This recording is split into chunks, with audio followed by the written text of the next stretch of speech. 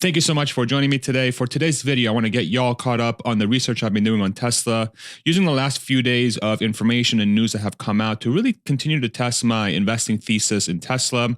As a lot of you probably know, I'm a bull, and there's a lot of things that are happening with the story that are quite positive. But if you're somebody who's a bear or against, the Tesla story, you're more than welcome to use me as a data point to test your thesis as well. So without further ado, let's get started. We'll just start with sort of setting the baseline of where we are right now. As of the time of this recording, Tesla stock is up about 2.5%, up to $194.85. If you look at it from a year-to-date perspective, we're up 80% for the year at $194.70. If you've been following the stock market, you know there's been a pretty big rally here in the last few weeks, ever since really the year started, and the Fed has come out with a little bit more dovish language, plus other dynamics that are happening in the market as well. In respect to Tesla, I want to get you caught up on two different segments. I want to go through the auto sector and the auto portion of Tesla's business, what I'm seeing there. And then the second half will be energy. And both are really telling a lot of different stories that are quite positive.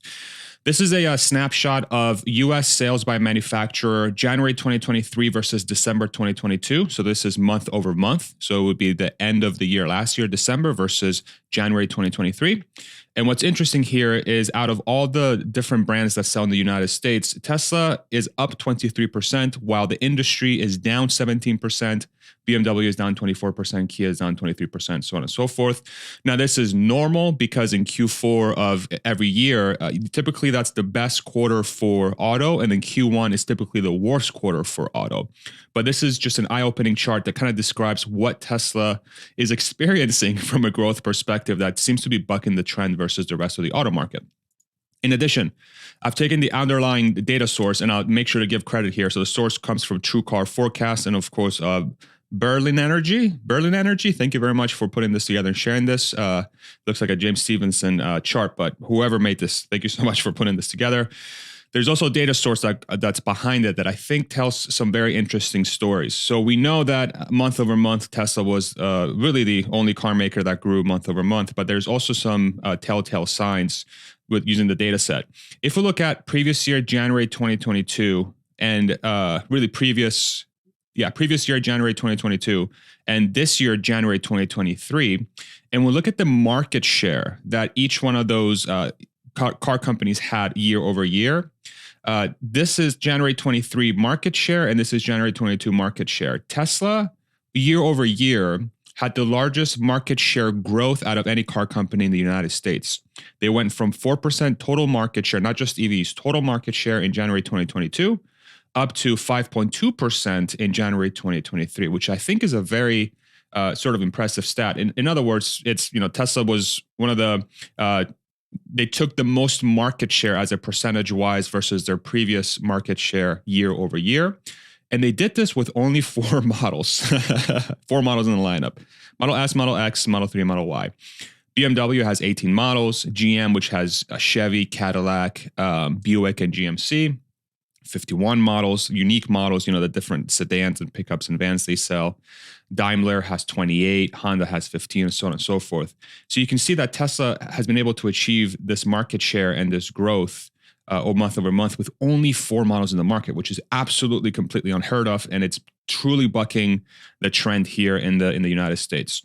The biggest takeaways from this data set that I've really gathered is that Tesla, again, is the only car company in the United States that had month-over-month growth from December to January, and they had the largest market share increase as a percentage basis year over year. So those are two very positive signs, obviously. And Tesla is the 8th largest automaker in the United States, just based on the numbers, with only 4 models.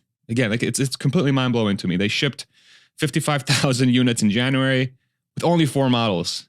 BMW did 32,000 with 18 models. GM, props, Mary, you did a great job here. 184,000 model deliveries, but with 51 models because they have those multiple brands.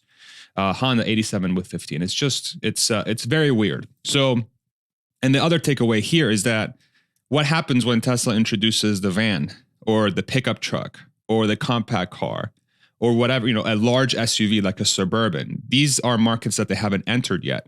So what will this graph look like once they do that? once they have those, say, down market models, or in this case, a pickup truck and a large SUV, which are Americans love to purchase. They're doing this without those models. Crazy stuff. This is on the heels of another price increase that was announced on Friday, I believe, on February 3rd. Sawyer Merritt, shout out Sawyer, breaking Tesla increased Model Y prices in the US and decreased some Model 3 prices. You probably already know this if you follow Tesla closely, but in case you don't, I'll get you caught up. Model 3 rear-wheel drive is actually down to $43,499 from $43,999.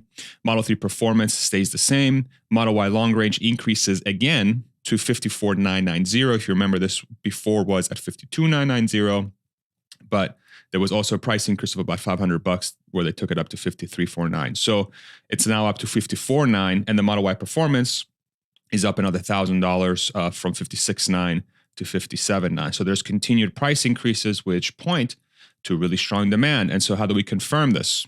And let me actually cover this before we even do that. The reason why they're doing that is because if you missed it by any chance, the Tesla Model Y is now eligible for the EV tax credit up to $80,000 MSRP. And so this is enabling Tesla to really push forward their cars at really competitive pricing. But because there's so much demand, it looks like Tesla is really trying to offset that demand by increasing pricing a little bit at a time to see where they can find that balance. And we can see this in their inventory levels. So shout out Matt Jung. Matt Jung has a dashboard that you can find right at this website, tesladata.mattjung.net, where he keeps the US inventory levels. He does a check every single morning to see where they're at. And Model Y inventory levels, so up here was the initial price decrease that they announced where it blew everybody's mind. And since then, it's just been a freaking plummet, man. And this is as of this morning. It's basically historical low inventory levels, and they're doing this with really record production in the United States for the Model Y. And it's just been pretty much a straight line down. Now, keep in mind that this is 3 days after that price increase we just went through. So even after that price increase, Tesla is having a really tough time keeping inventory in the United States, which to me says there might be another price increase. That's just my gut telling me. I don't want to put a signal out there that says go buy a car. I'm not trying to do that, but from a business standpoint, I think it would make sense for Tesla to potentially increase prices. If we compare this to the Model 3 inventory levels, there's still a pretty nice downtrend that has appeared since that initial price decrease was announced again back at the beginning of the year, all the way down to where we are today. The inventory levels are healthier than the Model Y, but there is a clear downtrend starting to appear here. It might level off here as maybe they increase production to meet that demand, but there is a downtrend appearing, which again signals to strong demand. And this could also be helped by the fact, that Model 3, they just kicked off a lease starting at $349 per month, which if you compare to other cars, so say, if you go on Toyota's website and you try to put in a lease for, say, a Camry or a Corolla, for money down, the Model 3 actually has a very competitive lease starting price versus just traditional automakers at a class above those cars as far as luxury and performance goes. So just really weird stuff happening in the car segment now where Tesla is really becoming a true mass market, affordable vehicle before a compact car or a pickup truck or a larger SUV, so on and so forth. A lot of positive signs. So the data that I'm gathering from this, my interpretation is that the demand for Tesla in the United States is extremely strong ever since those price decreases have happened and the introduction of the EV tax credit. And on the Q4 earnings call, Zach, the CFO of the company, he was asked a question around what kind of pricing and margin they would expect moving forward. And Zach was open in saying that they expect somewhere around above $47,000 average selling price for the vehicles, and somewhere above 20% margin for this vehicle. So even with that lower pricing, Tesla still expects to have by far market-leading margins. And $47,000, believe it or not, is right around the average new car price in the United States. So they're just Tesla has average pricing now, which is wild. But they're making 20% margin on them, and this doesn't include any other software upgrades that could come from full self-driving. Seems very well positioned. Based on the trends that we have right now, if you just look at the January data and sort of where it's been trending, Tesla Model Y could very well be, if the last month continues forward, the #1 best-selling vehicle in the United States, period. Not just from a revenue standpoint or profitability standpoint, but from a net number of units sold. And this wouldn't be surprising if America continues loving SUVs, and Tesla could continue to have a very competitive price to really enter the market at a very affordable price. Even at $54,900 after the EV tax credit, you can buy a Model Y long range for about $48,000 after you take that EV tax credit. So it's right at that average new price for a vehicle in the United States. So you would think there would be a lot of buyers for that car. As a little aside, Elon Musk did announce that version 11 of full self-driving has been tougher than expected, as it is a significant re-architecture of neural nets, plus many more neural nets replacing C++, hoping to ship version 11.3, which is the newest version of the full self-driving software that's supposed to bring everything under one stack, and you can have full self-driving on the highway and parking lots and everything like that by the end of this week. So now we know that it's confirmed for 2024. Just kidding, Elon, but maybe. If you're enjoying what you're watching so far, I would love it if you throw me a like. It helps the YouTube algorithm show this to more people. Thank you very much. I put it in the slides because I always forget to say it, but I'm a YouTuber now. I got to figure out how to say this stuff. And now let's cover energy. So there's been a few things that have come around in the last couple of days that I really want to cover with you and just kind of walk you through why this is such a big deal. Again, if you follow Tesla closely, you probably already know this, but I want to give some additional context to help you maybe see it from a different lens. Again, Sawyer, shout out Sawyer Breaking. Tesla has released a new video showing off their new mega factory, the largest utility scale battery factory in North America. Tesla says the factory can produce 1 megapack 2XL, which I initially interpreted as 2 megapacks, but it's 1 megapack every 68 minutes. So that's really, really helpful data because now we understand what the true potential of Tesla Energy is in the medium term, short to medium term. If we take that number, 1 megapack 2XL every 68 minutes, and we put it against the pricing, so so I went on the Tesla website and I pulled up their configurator for the megapack. 1 megapack on the cheaper spec, the 4-hour duration is cheaper than the 2-hour duration if I include installation in Texas. The estimated price is $2.2 million per megapack. And I looked at different states and different modes, and 2.2 million seems to be around the average. And the crazier thing is that these things are sold out all the way through Q4 of 2024.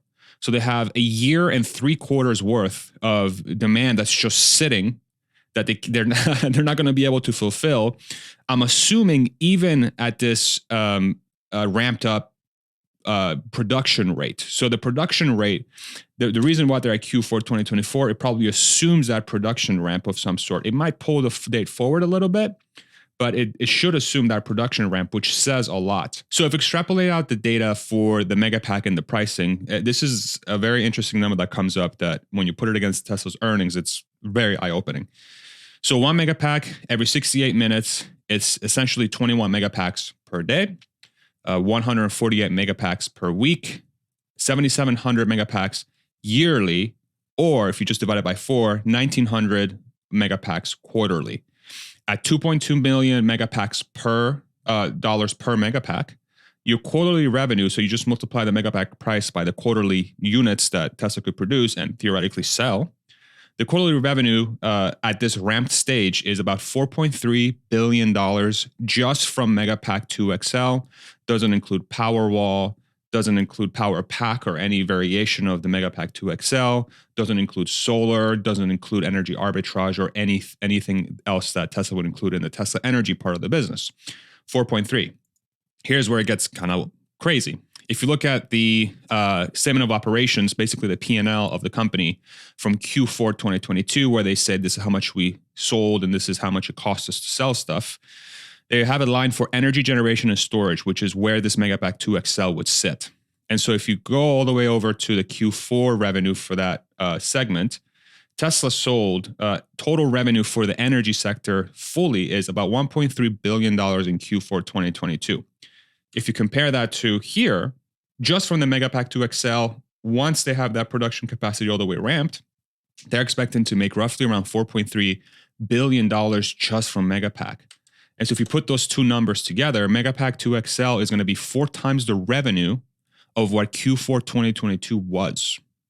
And so the picture this paints for me is that once Megapack is ramped and is actually being sold, we should see the revenue line from Tesla Energy quadruple.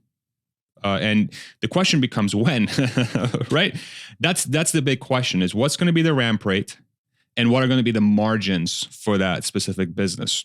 One of the things that Elon Musk has come out and said is that the energy part of the business should ramp at about the same, say, speed as the car business over time, maybe potentially more.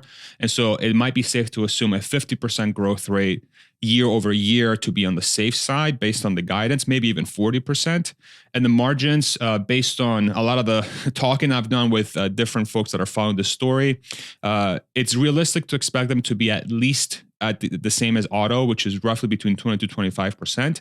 But with the EV, with the IRA tax credits that the United States has pushed forward, plus the economies of scale that Tesla is going to be able to really generate by ramping this business, it's not unthinkable to think of margins that are going to be significantly higher than 25%. So it's going to be a very significant profit add to the business.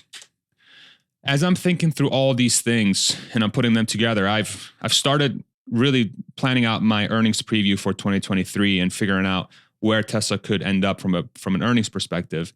I'm going to come out with a video tomorrow that outlines what my projections are for earnings for 2023 for Tesla. So if you're interested in seeing that video, you can subscribe and hit the notification and all that good stuff. You don't have to. If you follow me, it should already come up on your home screen potentially. But I'm really looking forward to sharing that with you tomorrow, because there's a lot of the different data points I think we should focus on that could paint a very positive story for Tesla. Again, just based on the trends we're seeing now and the sort of data sets we have from the company. Lastly, what I like to do for this video is to kind of point you to this book, which I'm not sponsored by and they're not paying me, but it's a book I've been reading here in the last couple of days.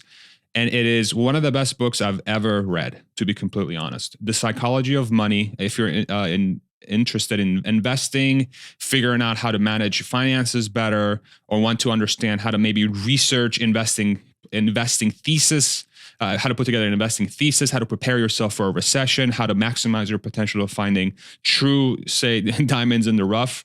This book, I think, has done the best out of any book I've read to really put it in a way so that it's easy to understand for everybody and it's truly impactful. So I just wanted to share that with you, The Psychology of Money by Morgan Housel.